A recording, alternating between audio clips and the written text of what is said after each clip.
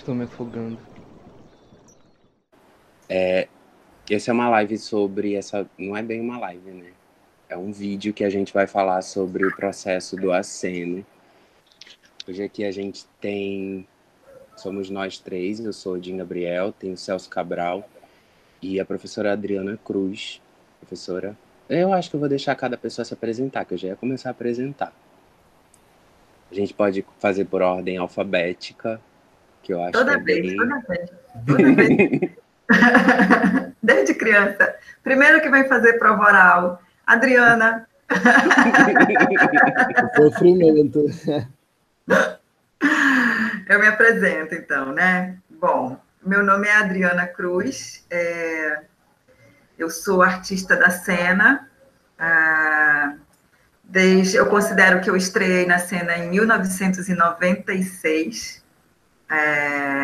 assim, como um grupo de teatro, né? Porque antes eu experimentava um trabalho mais colegial, eu contracenava com alguns alunos numa escola que eu trabalhava, e em 1996 a gente funda, né, o grupo Embuste Teatro com Bonecos, e aí eu digo que eu começo a minha vida definitivamente, largo a engenharia, largo tudo que eu tinha para fazer, que eu fazia naquele momento, e virei ser artista de profissão, para o desgosto inicial do meu pai e da minha mãe, mas depois eles reconheceram que era isso mesmo, né? Que o meu sorriso valia mais do que as horas que eu passava no laboratório de engenharia química. Bom, e aí eu vim trabalhando dentro da cena algumas funções, né? Como dramaturgia, como direção. Trabalhei com alguns grupos como convidada, e sempre com essa pesquisa do teatro de animação, com bonecos, com a Embust, né? Aí, em 2014, sempre vivi disso, até que em 2014 eu me tornei professora da ETDUFPA, né? Aí eu passei a ter um outro nome também, né? Que é o de professora. Aí entrou professora Adriana na minha... Porque às vezes era Dona Preguiça Adriana, por causa do programa que a gente fazia na TV, e às vezes entrar outras coisas assim, ou o nome de um personagem, mas essa personagem professora, ela é recente com esse nome, assim, né? Em 2014 eu entro na Escola de Teatro e Dança, e aí ganho mais esse nome, assim, professora. E aí eu estou trabalhando na Escola de Teatro e Dança desde ali. E é isso, assim, mãe, dona de casa, eu faço, tem várias faces. E é isso. It's me. Bom, olá, gente. Eu me chamo Celso Cabral. Estou cursando o último período aí do curso de licenciatura em teatro na Escola de Teatro e Dança da UFPA. Uma honra estar aqui com a minha professora, a professora Adriana és a minha professora. Sou artista da cidade também, me considero artivista. Tenho alguns trabalhos na área da performance, enquanto ator. E também estou no trabalho aceno, nesse processo criativo, como ator e também como parte da direção desse processo.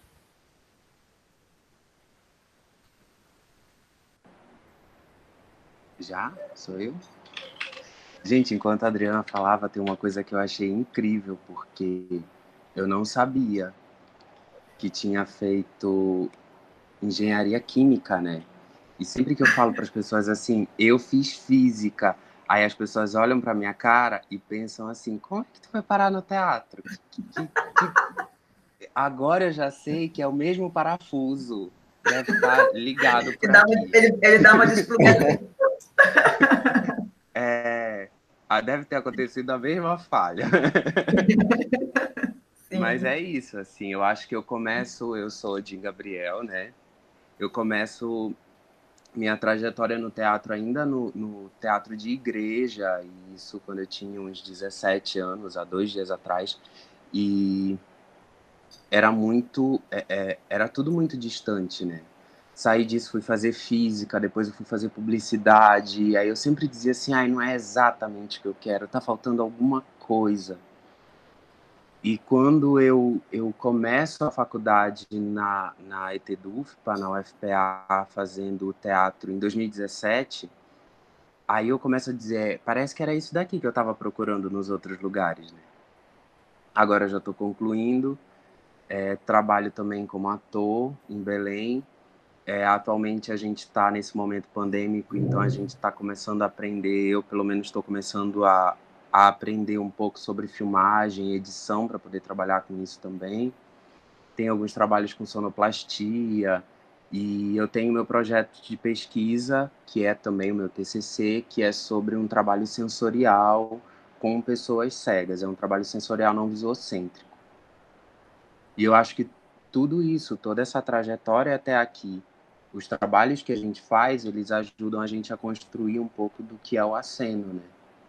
Nesse momento a gente vai se perguntar como que a gente foi acenado para estar no aceno. Sim. Olha, eu não sei como começar, mas eu posso tentar, assim, né? Eu tô, talvez, de nós três, eu seja a que menos saiba, né? Como eu fui parar nesse aceno, mas eu tenho uma participação especial nesse aceno, assim, né? Posso dizer isso, não posso, Odin? Tenho uma participação especial nesse aceno, e foi muito especial mesmo, assim, porque assim, a gente não pode esquecer nunca, né, do contexto que a gente está, né, do contexto pandêmico e de todas as nem sei mais dizer que sentimentos nos atravessam nesses momentos, porque são tantos, né, são tantas instabilidades, que toda vez que acontece uma coisa muito boa, uma coisa, a gente fica meio se sentindo culpado de dizer como foi maravilhoso alguma coisa, né? Porque é muito difícil mesmo a gente eleger alguma coisa muito boa dentro de um processo tão caótico como esse, né? Mas eu posso dizer que a experiência com o Odin e com os alunos que a gente trabalhou na disciplina Exercício da Cena 4 foi uma experiência que me aqueceu um pouco o coração naquele momento tão difícil, assim, né, que a gente está vivendo. Porque foram experiências, assim, os alunos, as pessoas, me deixaram entrar um pouco naquilo que elas pensavam, naquilo que elas estavam sentindo naquele momento, e um diálogo criativo, um diálogo artístico. Isso me instiga muito, né? Sempre, assim, desde criança, assim, sabe? É um tipo de diálogo, é um tipo de conversa que me instiga demais, assim, né? A conversa ficcional, a conversa porque parece que a gente está no outro mundo, mas a gente está profundamente mergulhado nos nossos sentimentos, nas nossas sensações, nas nossas visões de mundo. Parece assim, né? Meu pai dizia que eu vivia no mundo da lua, mas de fato, eu estava dentro. Eu estava vivendo as minhas emoções com muita profundidade, sem saber, né? E eu acho que o processo do Odin, por exemplo, né, foi um processo desse, assim, foi um diálogo de mergulho, né? Então, a gente não saiu para um outro lugar, a gente mergulhou profundamente em alguma sensação, em alguma instância nossa nesse momento. E isso me atrai demais, isso é uma das poucas coisas que me dá a sensação de que eu estou viva, né? De que eu respiro, né? De que eu estou falando sobre a vida. E o processo do Odin foi isso, assim, né? Quando ele começou a apresentar, né? Primeiro ele me apresentou o texto, porque não sei assim, se eu falar muito, assim, mas tem um processo para a gente chegar até aí, né, Odin? Que é o processo que a gente escolhe dentro da disciplina, que é uma etapa atrás da outra, até a gente chegar nessa fala, né, nessa cena. E a gente vem falando de visualidade de uma maneira ampla, de uma maneira quase conceitual, quase filosófica, e depois a gente começa a falar disso, a gente vai burilando isso, vai falando de elementos visuais, né? Cenográficos, figurino, iluminação, áudio, e essa foi uma conversa muito, muito bacana, né, que a gente teve. Eu aprendi muito nessa conversa. E aí a gente foi para a cena, né, porque a gente chegou num objeto, escolhe um objeto, né, que contracene contigo, que te diga alguma coisa, que seja um protagonista, né, da tua ideia cênica. E o Odin me veio, a princípio, com esse texto, que que ficava falando aqui com ele, assim, né? O texto há um tempo, e ele já veio com tudo pronto. Eu peço, assim, né, uma imagem disparadora, e o Odin já veio com a ideia da cena, assim, porque ele é um menino prodígio, né? Ele já vem com tudo pronto, assim. E aí ele apresentou a ideia do boneco, dos tecidos, e é muito, muito massa, assim, porque especialmente os tecidos, que são os bordados, né? Eles não são um objeto aleatório, porque a gente pede alguma coisa que seja significante para ti, né? Para além, porque a gente só vai construir alguma coisa significante para o olhar do outro quando isso for muito significativo para nós mesmos, né? Precisa ser para nós mesmos. E aí ele traz como é que chama?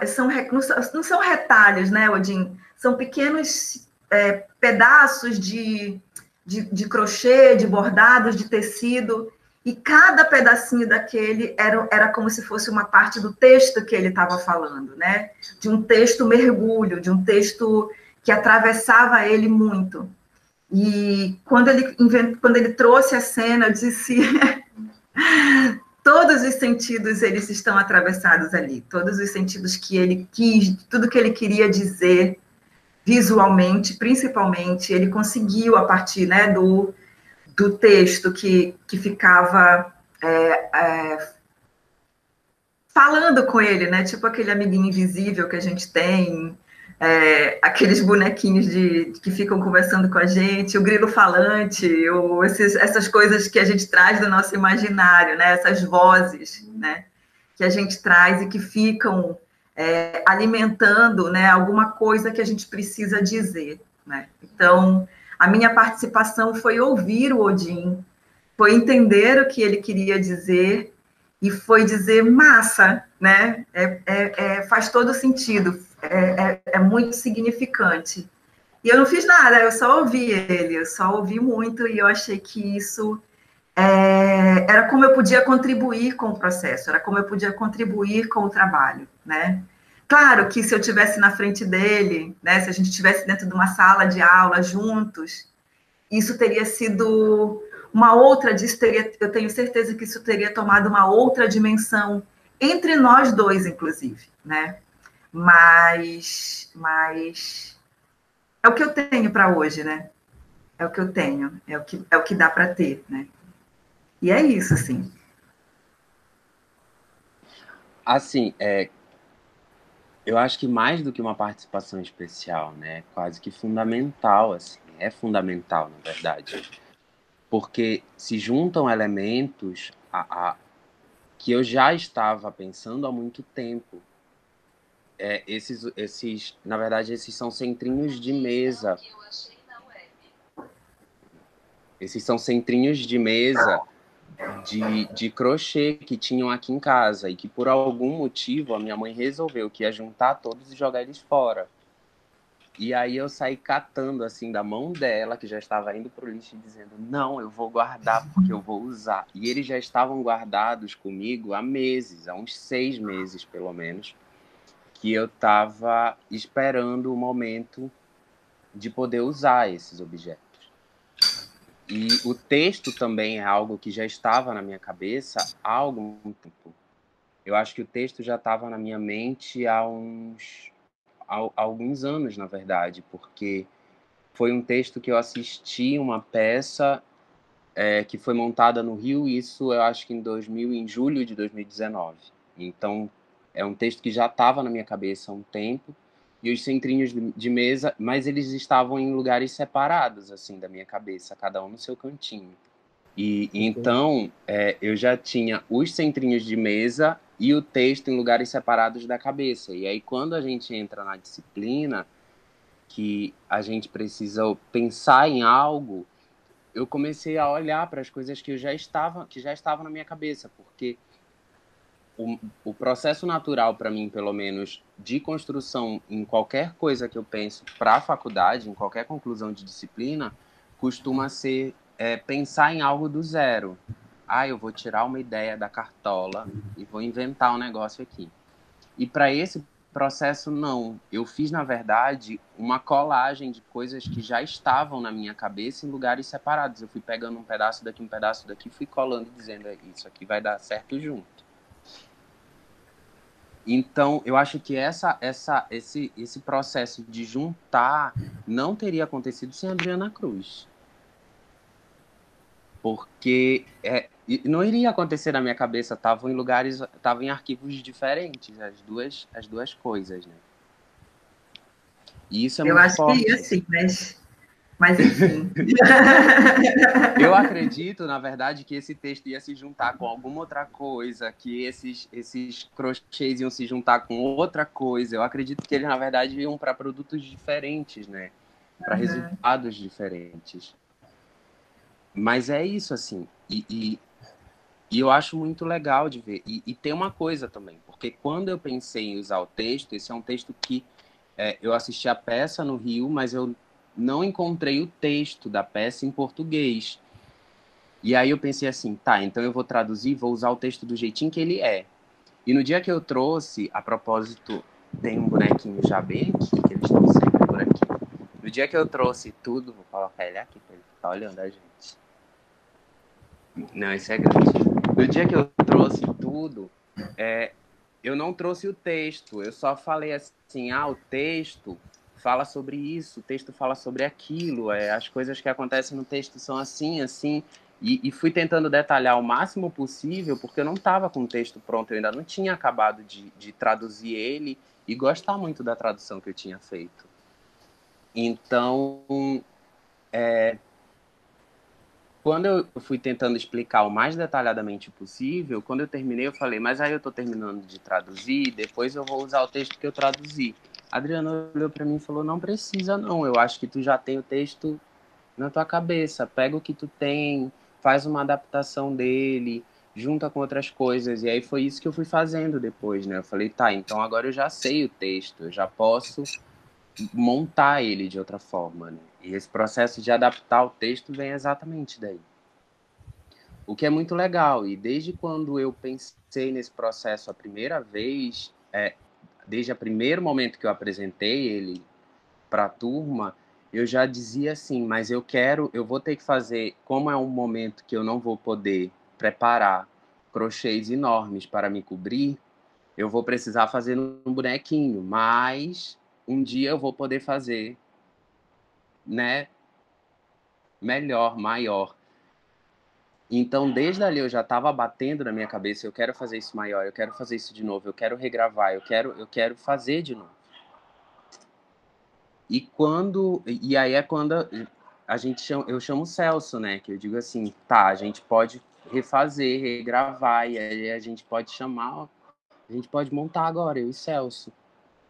Quando se fez a primeira vez, né, era um vídeo que só tinha o boneco, na verdade. Só tinha o boneco e a minha voz. E eu ia manipulando isso.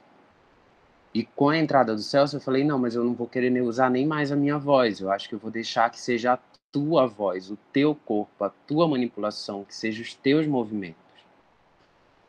E aí assim entra o Celso. E eu saio do lugar de ator manipulador e fico dividindo a direção com ele. Sim.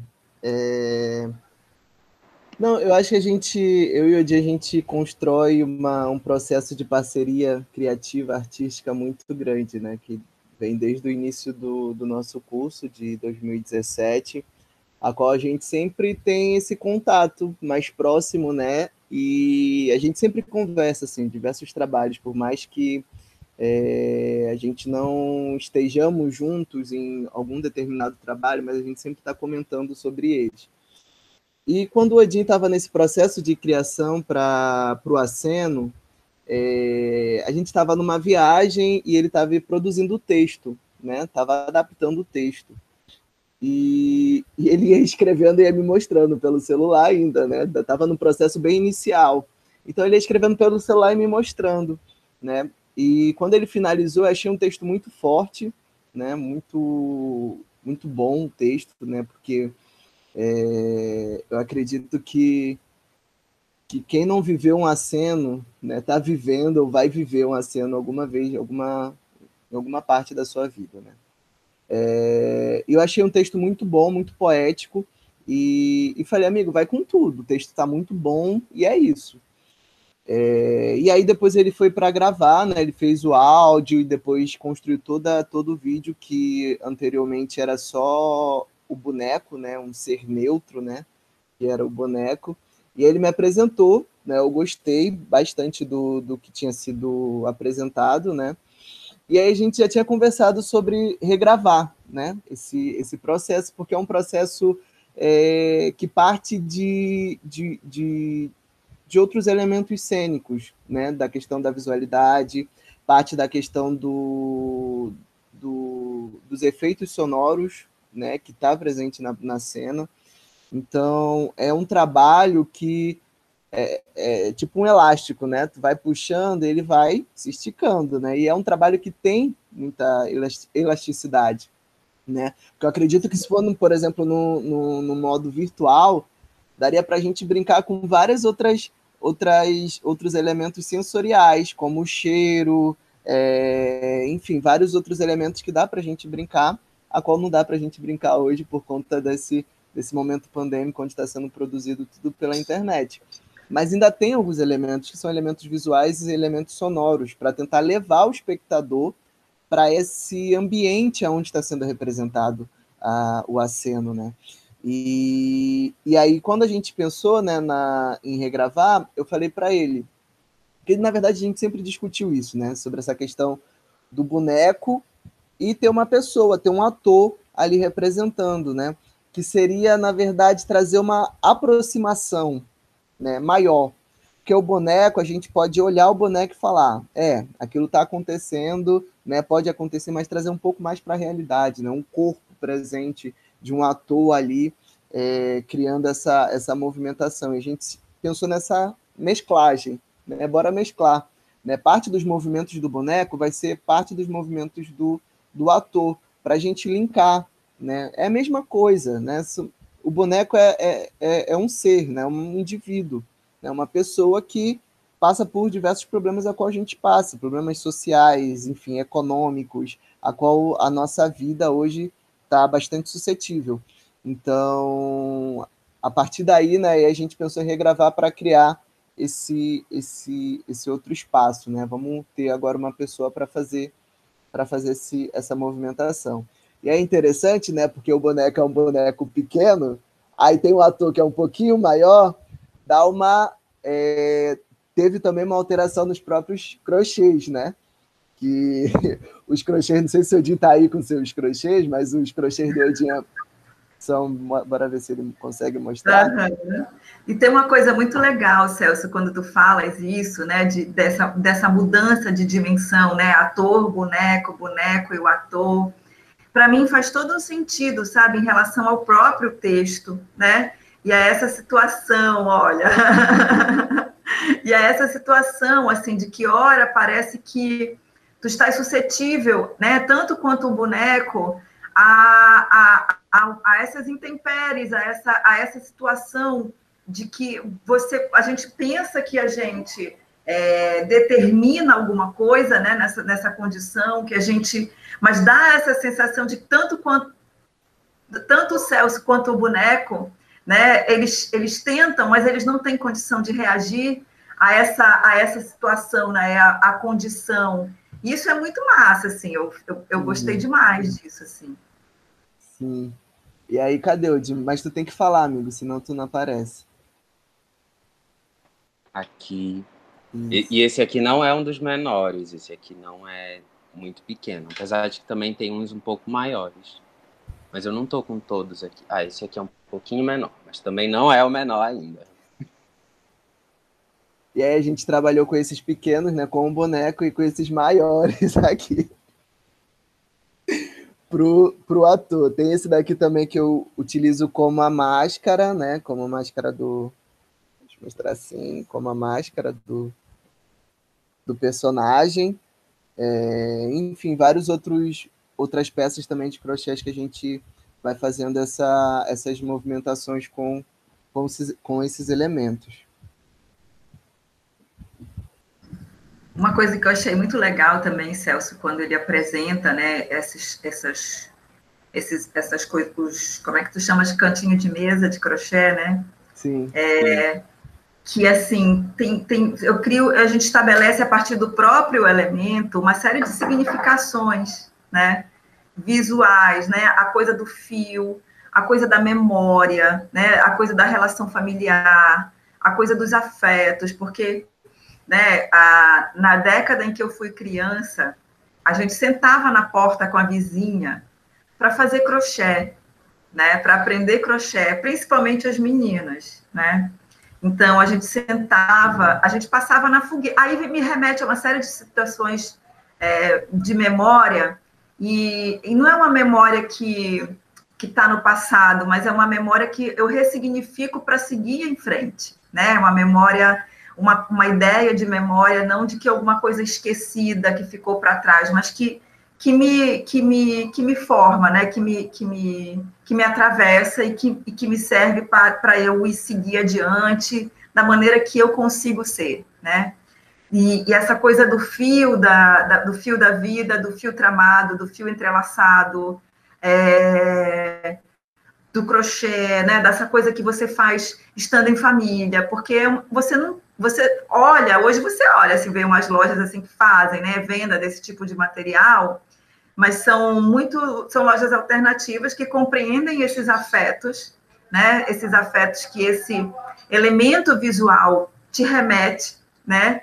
E elas vendem elas capitalizam o afeto, vamos dizer assim, né? Elas colocam um valor monetário nesses afetos, mas o vídeo que vocês produzem não me remete a esse valor monetário, muito pelo contrário. O elemento visual me remete a essa coisa do fio, da tessitura, que enquanto você trama um pensamento, uma ideia, você entrelaça a agulha e faz sabe? Isso é muito pessoal, mas ao mesmo tempo que me atravessa, ele vai atravessar uma série de outros olhares também por conta, né, da significação do elemento desse crochê, né, dessa trama de fios que vocês trazem, né? Que para mim foi muito significativo mesmo. Sim, e quando eu pensei assim, eu acho que para mim, na verdade, tem uma questão com o crochê que é muito forte, porque é uma linha, como disse a Adriana, a linha da vida, teoricamente, né? E que ela vai, ao longo do caminho, tecendo pontos, e cada ponto é como se fosse um dia de nossas vidas, e cada ponto maior, cada desenho, é como se fosse algo relacionado a uma situação específica até se construir, né, a vida inteira. Então, para mim tem muito isso. Eu vejo o crochê muito dessa forma.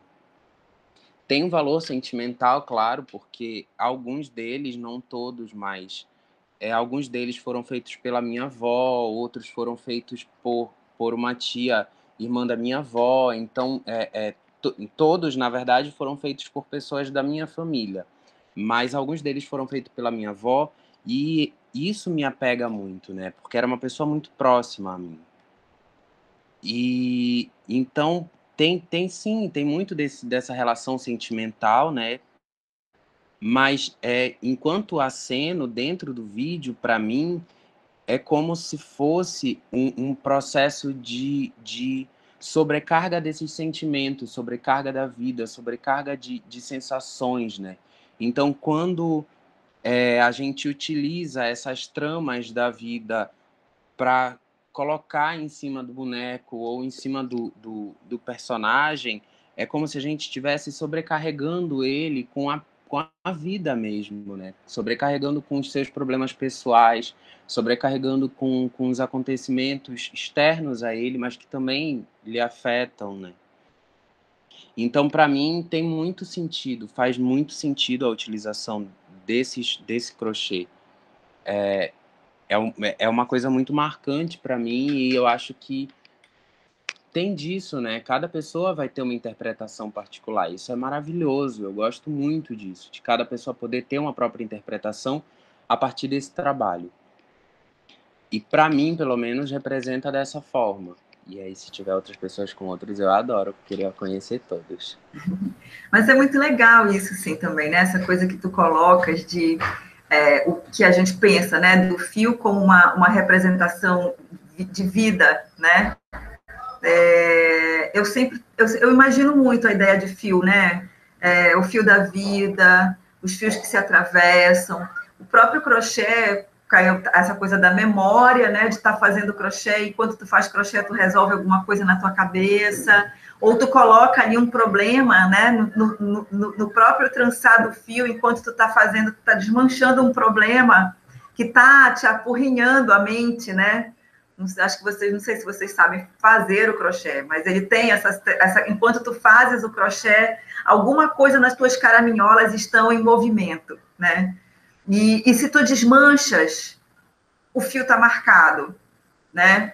Ele não é mais o mesmo fio, ele fica com as marcas daquele trançado que ele já foi, né?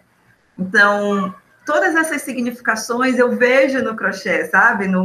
E é muito legal isso, porque quando o elemento te remete, né, a dobras e outras dobras de significação, ele é muito potente, né? Ele é muito potente visualmente, ele é muito potente cenicamente, né? O elemento, né? Sim, para mim tem uma parte que é muito profunda, né? Que é a parte já de quase um afogamento mesmo, né? Porque eu acho que tem bastante isso, né? A questão dos crochês, né? Com relação ao ponto, e a gente encarou muito um símbolo, né? Que talvez esse crochê trazia para a gente, que são esses problemas mesmo que a gente passa, né, no nosso dia a dia, né? Enfim, que às vezes são problemas de ansiedade, né, de depressão, processos, enfim, que estão vinculados tanto à nossa vida pessoal, profissional, que a gente vai passando ao longo da nossa vida, né? Então, cada crochê desse, né, cada peça, né, representa parte disso, né? E aí tem nessa parte que para mim é bastante forte, né, que é a questão da máscara, né? E para mim é um momento que é um momento de uma prisão, né? Porque o crochê, às vezes, quando eu estava fazendo a cena, remetia à prisão, porque tu tá fechado, entendeu? O crochê estava em cima de todo o meu corpo, estava sendo tomado por aquilo, né? Então é uma parte muito forte, né? Porque ao ver um crochê assim, né, é quase uma prisão, né? Ou seja, são várias grades que fecham a gente, né? E aquilo, de fato, ia sufocando, né? Sufoca, na verdade, né? E essa parte, né, de pedir ajuda, pedir socorro, é algo que é uma luta diária, né? Uma luta que a gente trava todos os dias, né? Alguns têm forças, né, em alguns momentos. Por exemplo, a própria ansiedade, né? Tem momentos que a ansiedade ela pode vir mais forte, tem momentos que a ansiedade ela vem amena, né? Um pouco com a intensidade um pouco menor. E às vezes a gente tem essa força, né? Mas como o próprio texto diz, né? O cara já não tem mais força, né? O corpo reage, mas sem a ajuda dele, né? Ele vai reagindo vamos lá, E às vezes a gente passa por isso, né? Na nossa vida, né? A gente tenta reagir e não consegue, tenta superar esses problemas e não consegue. Às vezes a força vai faltar para a gente, né? Enfim, mas acho que tem um pouquinho disso também, né? Dessa resistência, né? Dessa batalha, indignação que a gente tem mesmo, né? Diária de enfrentar todos esses problemas, né? E aí tem uma indignação, né, do personagem, né, que está presente no texto, que é quando ele acena, né? Ele está acenando, né, mas está pedindo socorro, né? E a menina do outro lado só acena para ele, né? O cara está indignado, está tentando, enfim, sair daquela situação e ela só acena para ele. Está sufocada, né? E ela não percebe. Ele está é um grande furacão, assim, para mim, né? Um furacão que o cara está sendo tomado, tentando arranjar força onde não tem. Sim. E aí vê uma pessoa que poderia te ajudar e não não te ajuda, né? A gente estava até sim, estava até falando com o Odin hoje, né, sobre um pouco sobre isso, e tem relação às vezes às vezes a gente escuta muito, né, alguns familiares, né, dizer quando a gente vai contar algum processo de ansiedade ou depressão, de julgar a pessoa, né? Achar que a pessoa tá de frescura, que ela só não quer sair de casa, que ela é uma antissocial, fala que é mimimi, enfim, arrumam diversas justificativas que, em vez de ajudar a pessoa, muito pelo contrário, acaba trazendo a pessoa para essa profundidade ainda maior enfim, dessas situações, né? Que eu acho que é um pouco disso, né? O cara tenta pedir ajuda, a pessoa tenta implorar mesmo, pedir um socorro, e aí vem uma pessoa que poderia ajudar e infelizmente não ajuda, né? Sim.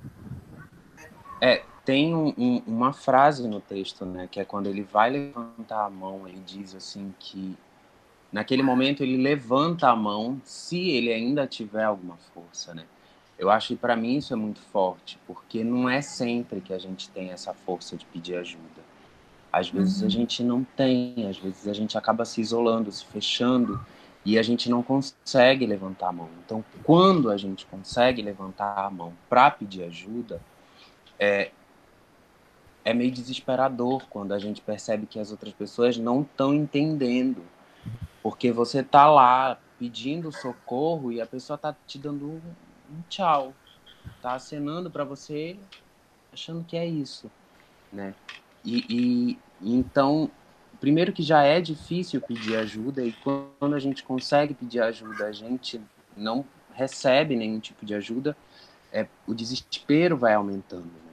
Então, são coisas que a gente acaba trazendo também para a cena quando a gente monta, porque esse desespero vai aumentando até o ponto de você perder as suas forças de pedir essa ajuda. E é quando você é levado. Sim. E é muito. É muito. É desesperador, assim, né? Assim, tu estás. Eu te digo assim, que eu nunca fui aquela que pediu socorro. Nunca fui, não, estou exagerando, né? Mas eu convivo com uma pessoa que pede o meu socorro, né? E ela tem ansiedade. E eu demorei muito para entender que ela não estava me acenando só para eu dar tchau para ela, usando a simbologia, né? Eu demorei muito para entender que essas coisas da vida que parecem muito simples e até legais para nós no dia a dia, né? Para ela era muito difícil, né? Então, estar na escola, por exemplo, com todo mundo, ir para a aula e voltar todo dia, para mim era muito natural, para mim era muito correto, muito certo, é o que todo mundo faz, e para ela era uma situação assim claustrofóbica e ela precisava sair rapidamente de dentro da sala de aula para respirar. E eu dizia, para com isso, volta para a sala, né? Até que eu entendi que não era isso que eu tinha que fazer. Eu entendi que eu tinha que estar lá, do lado de fora, para a hora que ela precisasse sair, eu estar lá, né? E aí foi um momento quando a minha ficha caiu, né? E eu me mudei para a escola dela diariamente, eu trabalhava lá na escola dela, eu levava computador, levava tudo, ficava do lado de fora da sala, porque demorou muito para minha ficha cair, sabe? Então, eu ficava do lado de fora, escrevendo, esperando, aí tinha um momento que ela saía, e aí eu estava lá, né? Eu, pelo menos, conseguia estar lá, né? Se eu não conseguia resolver nada, se eu não conseguia, mas eu entendia que o fato de estar lá era uma força, né? Esperando ela sair e respirar, né? A crise. Então, é isso, sabe? Essa coisa. E aí eu me volto de novo para a ideia da história do crochê, porque para mim, um dos bordados pode ser essa coisa da vida que é legal, estar na escola, né? Que o processo escolar é uma coisa muito bacana para todo mundo, e para ela era. Enquanto para mim o crochê era assim, para ela é como o Celso fala, né? Um sufoco, uma prisão, uma grade, né? Então, o mesmo elemento né? Que para mim era o natural, o bacana, o legal, para ela era um detonador, era um detonador de crise, né? E essas coisas da vida, como todas as coisas da vida, ir ao cinema, fazer compras, que para mim era coisas da vida, como o crochê, uma coisa vital da vida. Aquele mesmo processo para ela era. E ainda hoje, apesar de hoje ela estar bem melhor, né, no processo da ansiedade, mas ainda hoje, às vezes, chegar no balcão e pedir alguma coisa e comprar alguma coisa é muito difícil, muito sufocante, né? E eu levei um tempo, assim, dizer, para de frescura, vai lá, pede, tu não queres comprar isso, tá aqui o dinheiro, vai lá e compra, sabe? Porque eu achava que o meu papel era dizer, não, para com isso, vai lá, sabe? Tu consegues, né?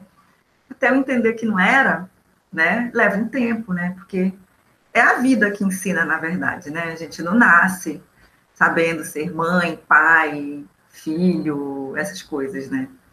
Então, são essas bordaduras de fios que vão fazendo a gente aprender. E quando desmancha, fica a marca, né, Odin? Tem isso, sim.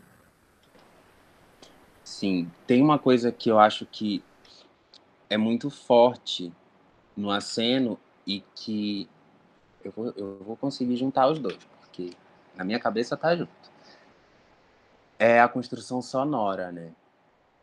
Ele tem essa sonoridade de tranquilidade, de calmaria, e começa o texto com uma expectativa de algo muito bom, né?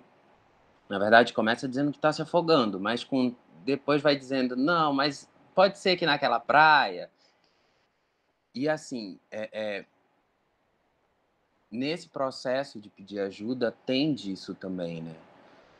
Em qual momento a gente percebe que a gente realmente está precisando? Em qual momento a gente percebe que a gente realmente precisa, né, pedir ajuda? Que a gente realmente está se afogando, né? Eu acho que esse som tranquilo é como se fosse isso também, de ficar nos dizendo assim, não tá tudo bem, você tá se afogando, mas será? Pode ser que esse sonho tenha um final diferente, né? Porque o texto começa dizendo, toda vez que eu sonho esse sonho, eu tô me afogando. Então, tipo, pode ser que tenha um final diferente, até a gente realmente perceber que a gente precisa de ajuda.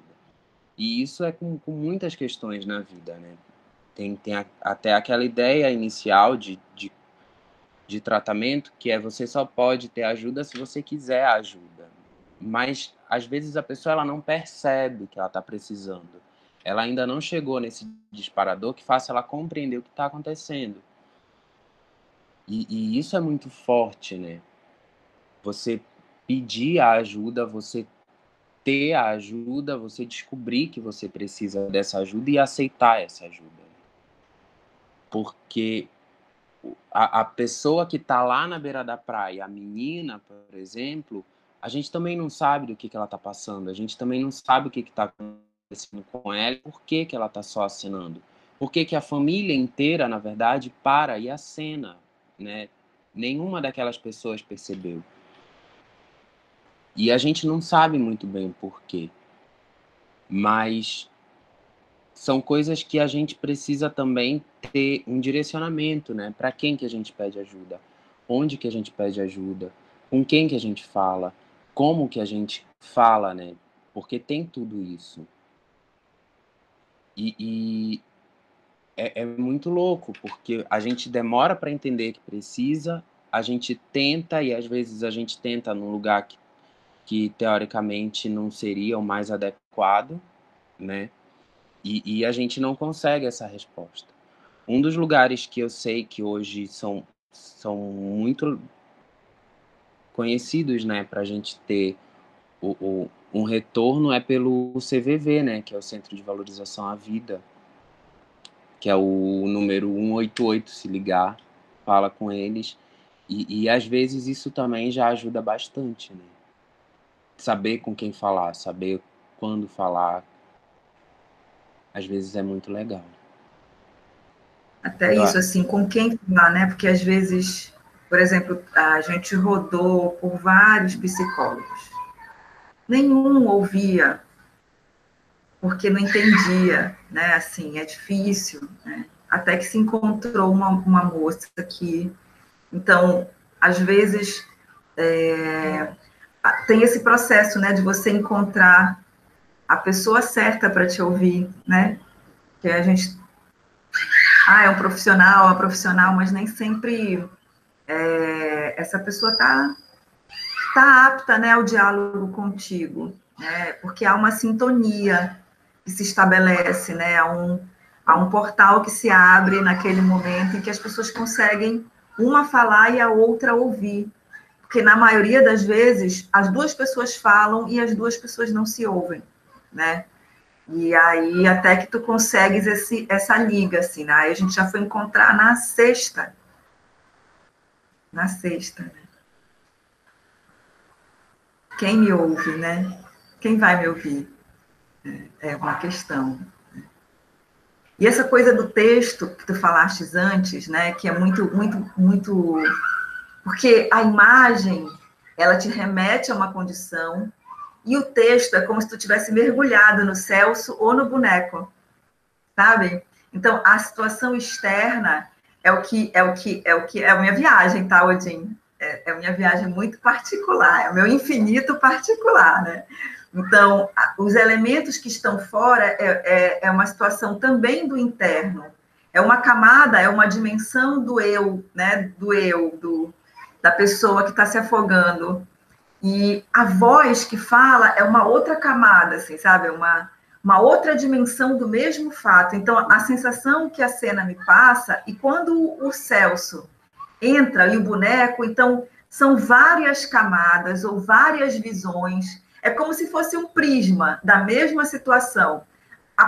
Quando tu olhas por aqui, tu vê a situação de um aspecto, a mesma situação. Quando tu olhas por aqui, tu vê de outro aspecto. Quando tu ouves, tu vês também por outra camada, né? Por outra dimensão. Então, essa coisa, né, caleidoscópica que ficou, né? O boneco, o Celso, a voz e os elementos e as dimensões dos elementos, né?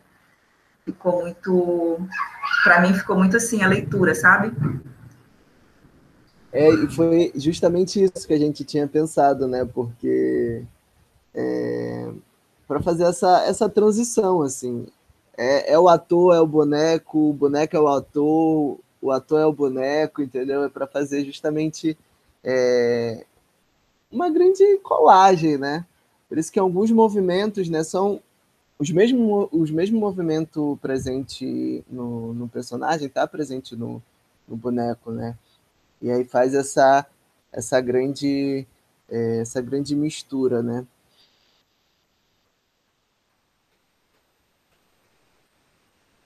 A gente está quase uma hora, a gente pode ir caminhando para o finale. O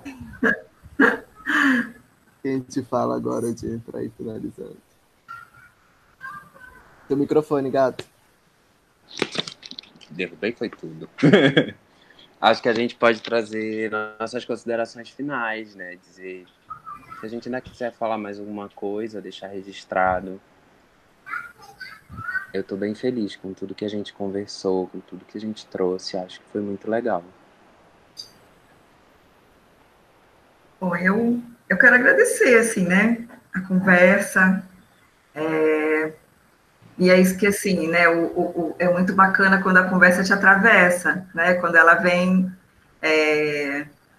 Que é isso que eu penso, assim, né, de todo encontro. É bacana quando o encontro te atravessa e te transforma de alguma maneira, alguma coisa, mexe alguma coisa contigo, né, na tua dimensão, na tua relação com a vida, com as coisas, e trazer essas questões minhas também, assim, né, que é isso que é importante para mim em todo o processo artístico, essa reviravolta, essa possibilidade de reviravolta que todo o processo causa na gente, né.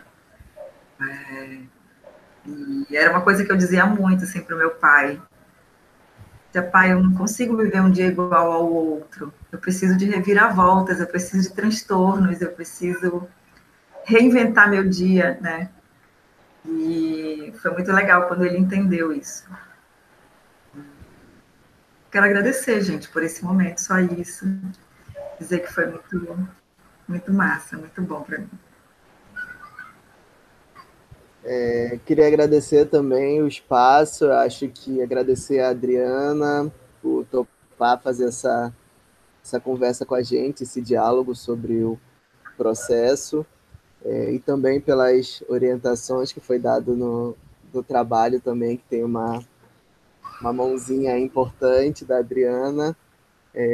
Agradecer também o Odin pela parceria. Eu acho que é isso, eu acho que o finalzinho da fala do Odin me contempla, né, com relação a quem estiver passando por qualquer situação de alguma dificuldade psicológica, precisa de fato procurar apoio e algum profissional especializado para que de fato consiga, né, caminhando aí para sua cura, né? Então, o SUS tem vários outros mecanismos também para a gente procurando para ter esse apoio psicológico, que eu acho bastante importante nesse momento, né? Se a gente tiver alguém acenando para a gente, ninguém dando bola para a gente e passando por esse processo de se afogar, enfim, de pedir esse socorro, a gente sabe por onde também a gente pode procurar, né? Que caminhos a gente pode trilhar. Então, acho que é um pouco dessa mensagem também que esse processo quer deixar para todo mundo. Agradecer o Sesc também pela oportunidade. Assim, eu já conversei sobre isso com a Adriana, né, também. Foi um processo para a gente um pouco complicado, né, da disciplina, mas o resultado é um resultado que muito gosto, e agora ele tem esse desdobramento que eu também gosto muito, e isso é muito legal. E as dimensões também, né, porque com as pessoas com as quais eu tive a oportunidade de conversar, eu vejo várias dimensões diferentes desse mesmo trabalho. Eu agradeço muito a Adriana por toda a paciência comigo nesse processo dessa disciplina, toda a ajuda, tudo que nos foi possível, tudo que a gente conseguiu construir. Agradeço o Celso de entrar um pouquinho, cada dia mais um pouco, nas loucuras da minha cabeça, porque é impressionante. Às vezes nem eu consigo entender o que está rodando na minha cabeça. Queria agradecer ao Sesc, que está dando a gente a oportunidade de se reunir para poder bater um papo sobre a cena. E é isso. Obrigada, Sesc, por essa tarde. Gratidão. Gratidão, gente. Muito obrigado, gente. Beijo. Sim. Só faz o chamado para as pessoas assistirem. Sim, o Aceno está disponível no canal do Sesc, no canal dos projetos do Aldir Blanc. Aceno, o nome. Com Celso Cabral, direção eu e Celso Cabral, Odi Gabriel e Celso Cabral. Vai estar disponível a partir do dia 1º de julho, provavelmente antes desse vídeo tá disponível lá também. É isso? Beijo. Beijo, valeu, Adriana. Beijo, gente. Obrigadíssima.